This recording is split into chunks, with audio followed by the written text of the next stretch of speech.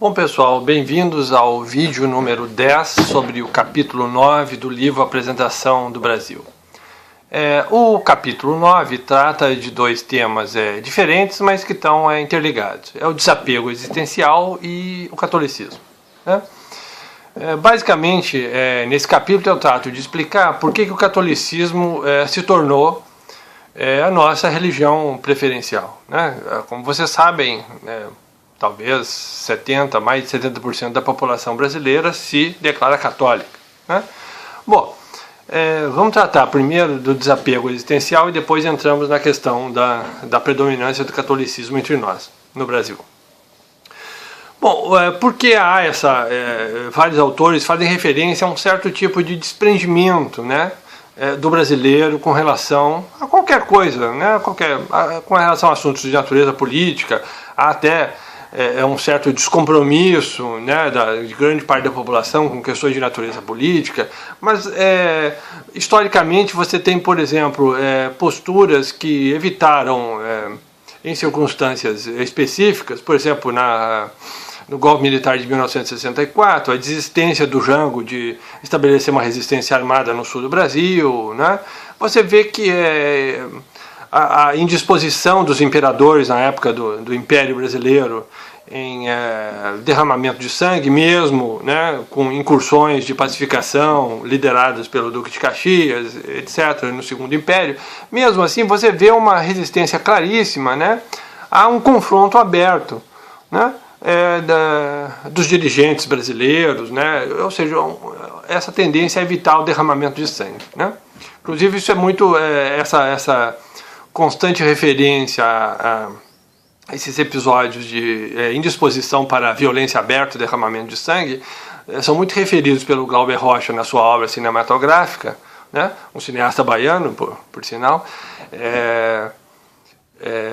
Ele faz referência ao fato de que, por exemplo, na mitologia ocidental, a fundação do mundo político sempre é precedida pelo derramamento de sangue.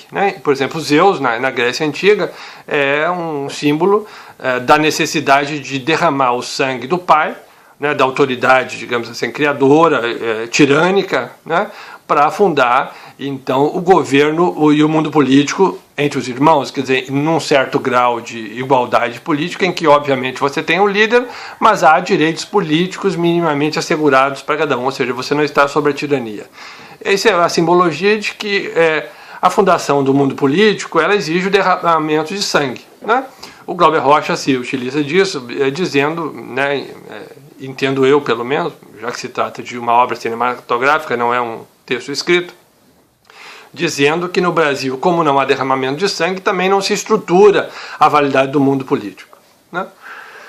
Bom, esse desapego existencial do brasileiro, obviamente, está ligado a uma certa modalidade de blindagem ontológica. Afinal, sendo perfeito, estando em condições, portanto, de gozar da sua elevada autoestima, não faz sentido, por exemplo, se envolver com a existência como se ela ou se nela houvesse um conteúdo ou um significado que pudesse afetar essa autoestima.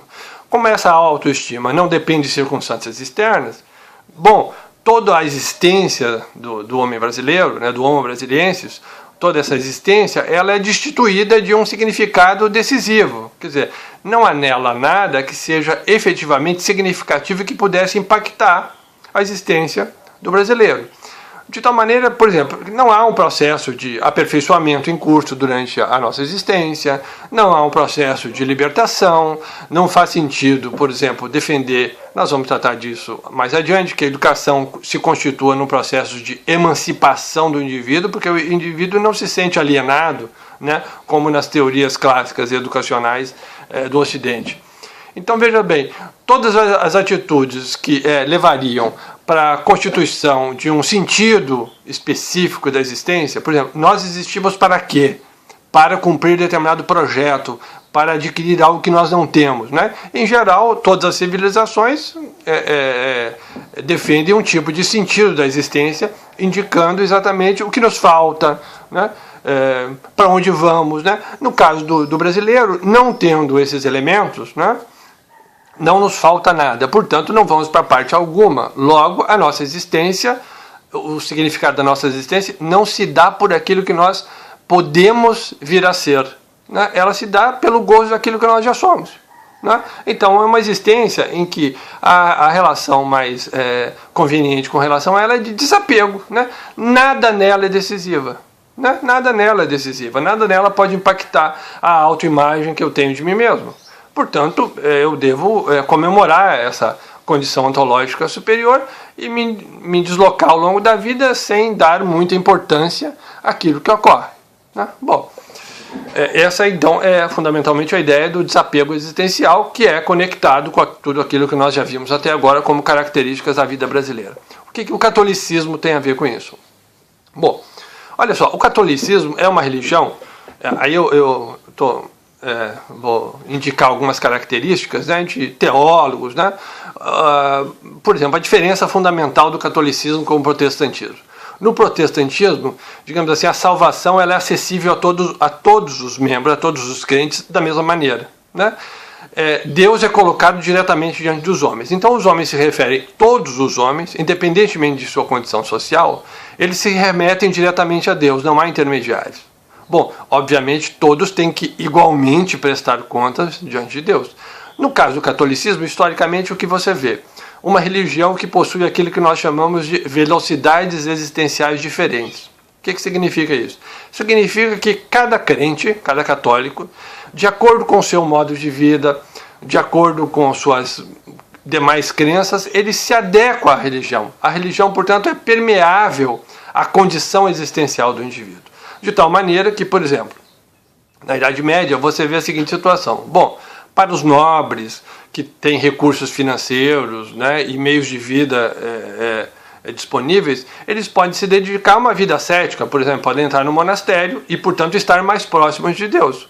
Um camponês precisa trabalhar a terra para sobreviver, ele pode ser católico, mas ele não pode abandonar tudo, né, toda a sua família, e entrar no monastério. Então você vê o seguinte, né, o catolicismo ele se adequa, né, esse camponês pode ser católico e continuar sendo um camponês, adotar, por exemplo, a religião católica segundo o seu modo de vida. Para as elites, né, uma religião, digamos assim, mais elevada estava disponível, porque esses poderiam se dedicar exclusivamente à sua própria salvação. Isso cria uma diferença de proximidade maior ou menor com relação ao processo de salvação, né? Veja bem, o céu não está aberto igualmente para todos, o céu está aberto. Cada um consegue aquilo que pode conseguir da salvação de acordo com o seu modo de vida. Então o catolicismo é extremamente permeável, né? Historicamente falando, ele já é uma religião permeável em que se negocia dogmas. Bom, por uma série de questões históricas, né, o catolicismo se instalou no Brasil, os portugueses eram católicos, né, mas não creio que isso seja uma explicação suficiente para o fato de hoje nós nos declararmos fundamentalmente católicos. O que eu entendo dessa situação? Por que nos tornamos efetivamente católicos ou por que continuamos a ser católicos podendo ser adeptos de outras religiões?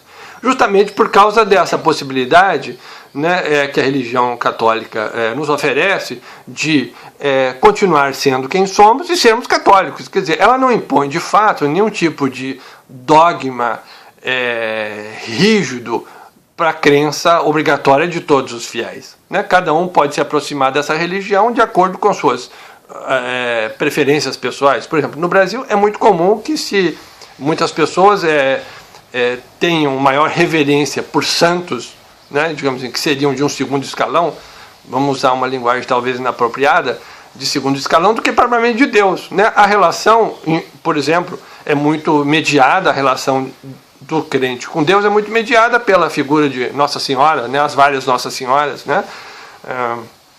Por que isso? Olha, obviamente porque se negociar com a mãe é muito mais fácil, né, em função das relações afetivas, do que negociar com o pai. O pai é rígido e rigoroso, né? Então parece muito mais razoável para quem quer negociar alguma coisa, negociar com a mãe, né? Então nós adotamos esse sistema de crenças flexíveis, né? Nós temos a questão do secretismo religioso no Brasil, mesmo sendo católicos, ninguém despreza totalmente outras religiões, inclusive é comum que se frequente vários tipos de religiões diferentes, de tal maneira que o que interessa nessa prática religiosa é que o indivíduo é o centro da prática religiosa. E aí eu chamo a atenção para a seguinte questão. Para esse padrão de crença que nós temos no Brasil, em que o indivíduo é o centro da gravidade, qualquer religião envolve um certo risco, porque qualquer religião envolve crença em poderes espirituais superiores, benignos ou malignos, não interessa. Então, o reconhecimento explícito de que há um poder superior, ele coloca o indivíduo no segundo plano, né? Como é que nós resolvemos essa equação? Nós adotamos uma religião monoteísta, catolicismo, portanto, a defesa de um Deus superior, mas na prática nós retiramos, né, na prática religiosa, nós retiramos dessa deidade, dessa figura de Deus, todo o seu valor, todo o seu significado imperativo. Né? Então nós criamos santos de segundo escalão, nós negociamos, nós criamos o sincretismo, formas de aproximação da religião ao indivíduo. Veja só, repito, formas de aproximar a religião dos indivíduos, não formas de aproximar os indivíduos da religião.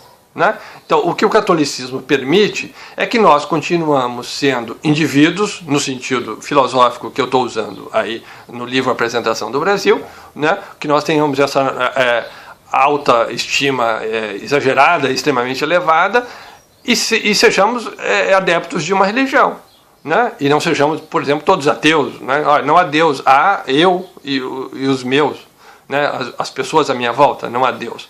Não se trata disso, se trata de aproximar a religião, né? Dissolver esse aspecto rigoroso e impositivo da religião e transformá-la em alguma coisa que seja aceitável para os indivíduos, segundo o modo de ser dos indivíduos. Né? De tal maneira que não há nenhum tipo de atrito entre a adoção do catolicismo e o nosso modo de vida. Ou seja, nós moldamos o catolicismo, porque ele já tem uma propensão histórica, né, e teológica, a ser moldável, moldamos essa religião às nossas necessidades. Né? Então, veja bem, porque o catolicismo e talvez continue sendo ainda por muito tempo, a nossa religião preferencial. Né? Porque ela se adequa exatamente às nossas condições existenciais. Né? Uma ressalva apenas, que eu não trato disso no livro, mas vou acrescentar. No Brasil nós criamos uma religião, né, durante o século XX, o que é um fato bastante curioso, que eu acho que não é digno de muita atenção, não tem sido digno ainda, né? Mas olha só, nós criamos uma religião que é a Umbanda, que é uma religião de alguma coisa sincrética, porque tem elementos do catolicismo, tem elementos do espiritismo, tem elementos do fetichismo de matriz africana, né, do candomblé. Nós criamos uma religião que é sincrética e que também é uma religião que é altamente flexível do ponto de vista teológico. Né? Tanto é que você não tem, por exemplo, um tratado teológico de Umbanda. Né? Cada terreiro de Umbanda funciona de acordo com seus próprios parâmetros, né? E se reproduzem, né, esses terreiros se reproduzem, quer dizer, se abre um novo terreiro, não seguindo, digamos assim, os parâmetros teológicos do terreiro matriz, né, materno, de onde ele emergiu, de onde ele se separou. Mas se criam novas referências teológicas, novos deuses, né? Enfim, é uma religião também extremamente permeável, né? Com uma legião de deuses que eu diria que é inumerável, né? Eu trato disso no livro sobre a religiosidade brasileira e a filosofia, né? Uma espécie de exército de deuses ou de entidades, como você quiser, disponíveis à adequação entre os indivíduos, né? E as entidades religiosas. Quer dizer, se negocia aí com qual a entidade eu tenho maior afinidade, de tal maneira que também é uma religião que não exige, do ponto de vista teológico, reverência. Né? Claro que se respeitam os deuses, mas esse respeito não exige nenhum tipo de esforço, nenhum tipo de revisão profunda da maneira pela qual eu me constituí ao longo do tempo, pelos meus valores. Né? Quer dizer, ela permite uma adequação entre o que eu já sou e as crenças religiosas. Assim como essa prática católica, né?